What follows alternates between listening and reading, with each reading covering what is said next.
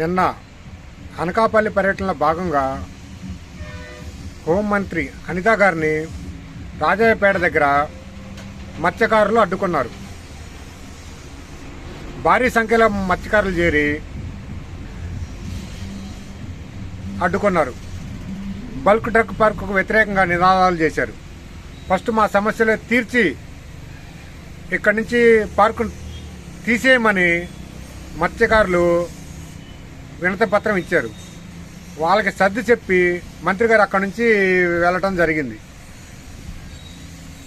మొన్నటిదాకా మాట్లాడారు, జగన్మోహన్ రెడ్డి గారికి జనాలు విపరీతంగా వస్తున్నారు, ఎక్కడికి వెళ్ళినా సరే మీకు కావాలంటే సెక్యూరిటీ మేమిస్తాము, జనాల్ని చంపుకుంటూ వెళ్ళిపోతున్నారు జగన్మోహన్ రెడ్డి గారు అని మాట్లాడారు అనిత గారు.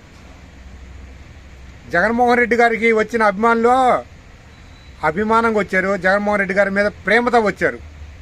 ఇప్పుడు మీ పరిస్థితి చూడండి,